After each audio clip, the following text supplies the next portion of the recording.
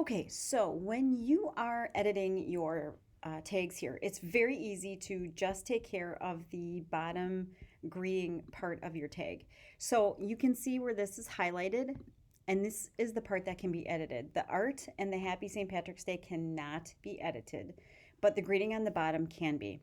So the way that you can do that is that you simply click on that, and you can, if you like the font that it is, all you do is um, just change the font or the text. Okay. If you want to change the font of the text, what you need to do, and the easiest way to do this, is to get off of it and click back on. You can come on up to the top and you can choose various fonts. Now, if there is a little crown by the font, that means that it is for the Pro version of Canva. And if you do not have the Pro version of Canva, you would end up paying extra for using that font.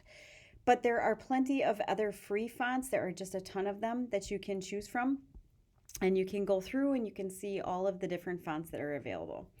So you can take that, you can move your text around a little bit by grabbing the arrows here. You can change the size up here. You can make it bigger or smaller depending on what you had changed the text to.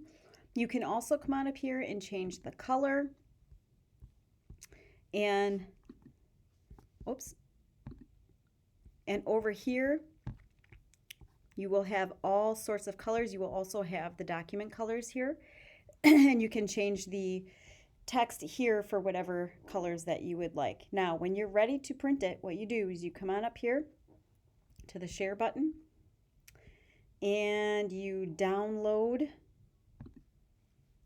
You can choose it as a PNG if you like. I personally, because I'm not using any kind of machine or anything to print it from, I personally like the PDF print version. It's very, very nice and it's very clear. I choose the CMYK setting and then I simply click download and it downloads to my computer. I click on it, I send it to my printer, and away I go. You can also send it to a local printer if you choose to. And that is how you edit your tags.